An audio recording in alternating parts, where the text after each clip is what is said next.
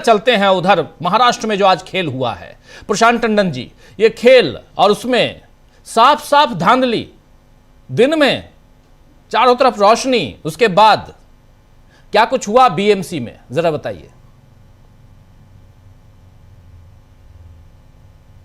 निकलनी थी कि अगला मेयर समाज के किस वर्ग का होगा। 2 बार मेयर जो है वो जनरल कैटेगरी का रह चुका है। तो इस बार लॉटरी में महिला, एससी, एसटी, ओबीसी, ये 4 कैटेगरियां थी। और आप देखिए कि जैसा आपने शुरू में कहा कि बहुत साजिशन शेड्यूल्ड ट्राइब के साथ बीजेपी ने धोखा कर दिया। इतनी बड़ी बात करते हैं ये लोग, मोदी जी भाषण देते हैं, लेकिन पीठ पे छुरा भोंका है आदिवासियों के कि उनका हक था। इस बार उनके उनके नाम की लॉटरी लग सकती थी, क्योंकि केवल उद्धव ठाकरे के पास ही शेड्यूल्ड ट्राइब कैंडिडेट थे। तो एक नया नियम, और न मालूम वो कब आ गया, कि कम से कम 3 आदिवासी कैंडिडेट होंगे, कॉर्पोरेटर होंगे, चुन के आएंगे, तभी वो लॉटरी में पार्टिसिपेट कर सकते हैं। अब आप देखिए क्यों ये फ्रॉड है और क्यों ये हक, मैं कह रहा हूं कि पीठ पे छुरा मौका है। वार्ड नंबर 53 और वार्ड नंबर 121, ये 2 वार्ड हैं जो एसटी रिजर्व वार्ड है, शेड्यूल्ड ट्राइब रिजर्व वार्ड। इन दोनों से शिवसेना उद्धव ठाकरे कैंडिडेट जीत कर आए। तो जब रिजर्व कैटेगरी के वार्ड ही 2 हैं, तो आपने मिनिमम 3 की कैटेगरी क्यों रखी? तो ये आप ये जानते थे कि तीसरा कोई मिलेगा नहीं, तो वो क्वालिफाई नहीं करेंगे। तो ये पीठ पे झुराव जो है शेड्यूल्ड ट्राइब के मारा गया। हम ये नहीं कह रहे हैं कि बन ही जाता, लेकिन एक मौका तो था। हाँ, लॉटरी में तो रखना चाहिए था। उनके नाम लॉटरी लगती तो शेड्यूल्ड ट्राइब का कोई व्यक्ति मुंबई जैसे बड़े शहर का मेयर बनता, और एक समाज को, पूरे देश में शेड्यूल्ड ट्राइब को एक मैसेज जाता कि देश की आर्थिक राजधानी का जो मेयर है वो शेड्यूल्ड ट्राइब से आता है। तो ये बीजेपी ने किया कि उसको पता नहीं वो कब वो नियम जो है वो नया बन गया, और वो 3 कैंडिडेट का एक शर्त आ गई जी। अब बाकी खींचतान जो है वो शिवसेना, एकनाथ शिंदे और बीजेपी के अंदर जारी है।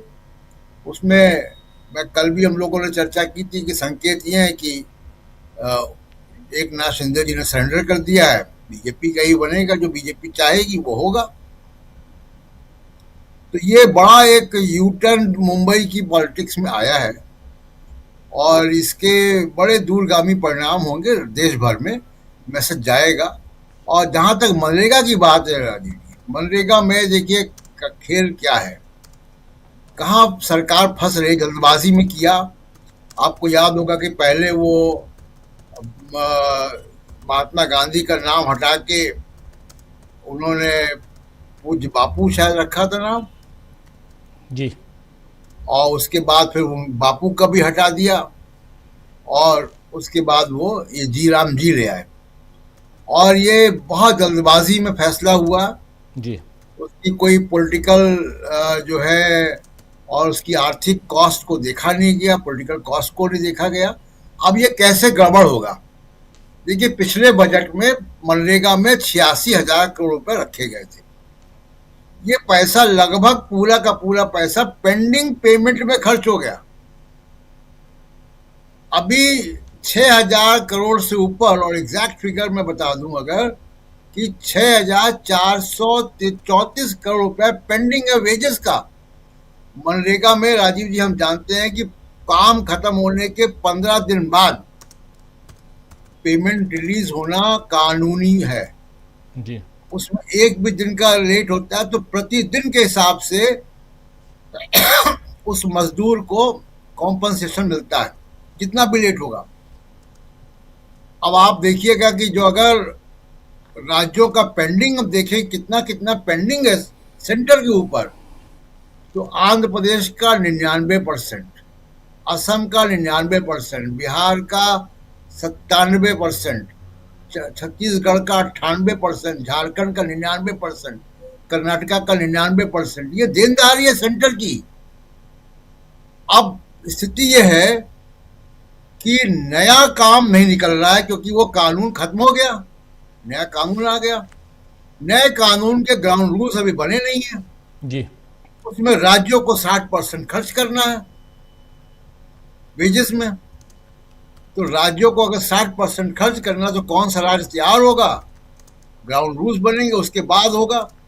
अब नया कानून क्योंकि लागू हो चुका है और पुराना कानून अब निरस्त हो चुका है, तो अब जो रबी की कटाई की फसल आएगी, यानी जो मुख्य उसकी जो क्रॉप है गेहूं, जिसमें बड़ी संख्या में मजदूरों को काम मिलता था और उनकी बार्गेनिंग पावर थी, वो बार्गेनिंग पावर खत्म हो गई कटाई के पहले। यही होली के बाद वो सीजन शुरू हो जाएगा। मार्च के महीने में, मार्च अप्रैल में कटाई होगी गेहूं की और रबी की फसल की। जी। तो आप देखिए कि पिछला पैसा मिला नहीं, मजदूर की बार्गेनिंग पावर खत्म हो चुकी है, नया काम अभी बना नहीं है क्योंकि स्टेट्स अभी रूल्स बना रहे हैं, स्टेट अभी तय कर रहे हैं कि प्रोजेक्ट कौन सा होगा। ग्राम सभाएं तय नहीं करेंगी, वो सीधे पीएमओ तय करेगा पूरे देश की ग्राम सभा का कि कौन, मतलब सेंटर तय करेगा। तो ये इतनी अफरा तफरी होगी, तो अब धीमे धीमे लोगों को समझ में आएगा जब काम ही नहीं मिलेगा और ना पिछला पेमेंट मिल रहा है, जी, ये कहां से करेंगे। तो इससे जो है गुस्सा जो है बढ़ना बड़ा स्वाभाविक है। और मुझको लगता है कि मोदी जी ने इसकी जो इकोनॉमिक कॉस्ट है और जो पॉलिटिकल कॉस्ट है, इन दोनों को कैलकुलेट नहीं किया। इस घमंड में रहे कि हिंदू मुसलमान की पॉलिटिक्स से हम इस सब चीज़ों को हम बड़ी लकीर खींच लेंगे, लेकिन अब वो हो नहीं पा रहा है, ना गोदी मीडिया से ना हिंदू मुसलमान से।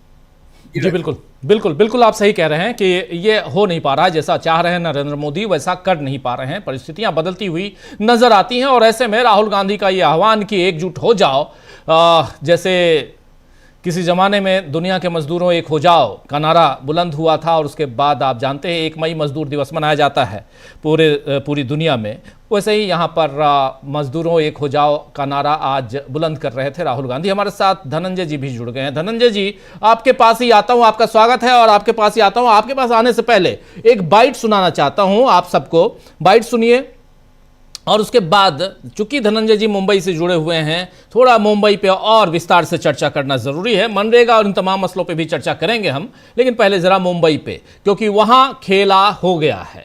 और खेला में एसटी कैटेगरी को लाया ही नहीं गया अगर लॉटरी सिस्टम में, यानी ड्रॉ के समय, तो इसका मतलब है कि कुछ ना कुछ अंदर खाने और बता दिया गया, नियम कुछ और बना दिया गया। ये नियम कब बनाया गया, क्या हुआ, ये पता नहीं, लेकिन पहले ही बनाया गया होगा। जब बैक डेट में स्वामी अभिमुक्तेश्वरानंद को चिट्ठी दी जाती है, डिलीवर की जाती है, तो बैक डेट में बहुत कुछ हो सकता है। सरकार अपनी है, ऊपर भी नीचे भी, यानी डबल इंजन की सरकार, तो सब कुछ हो सकता है। उस पे चलते हैं, लेकिन उससे पहले जरा सुनिए इस बयान को।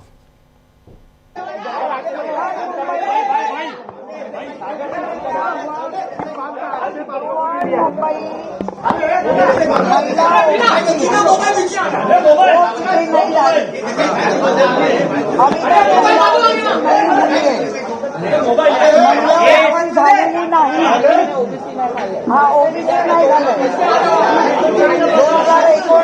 2019-2022 हे ओपन होतं. ओबीसी यायला पाहिजे होतं, ओबीसीवर अन्याय केलाच. निवडणूक व्हायच्या आधी शेड्यूल कास्ट किती असायला पाहिजे. आता त्यांनी नियम बनवला, शेड्यूल कास्ट, शेड्यूल ट्राइब 3 असायला पाहिजे मगच. म्हणजे तुम्ही जाणून बुजून शेड्यूल ट्राइबचे आमच्याकडे 2 उमेदवार आहेत, तिथे तुमचा बृहन्मुंबईमध्ये तिथे तुमचा हा नियम लागतो. याचा अर्थ लॉटरी ठरवून केली म्हणून या संपूर्ण लॉटरी सिस्टम आणि त्यांच्या असलेलं निवडणूक प्रक्रिया याचा आम्ही धिक्कार करतो, निषेध करतो. किशोरी पेडनेकर ये हैं यूबीटी शिवसेना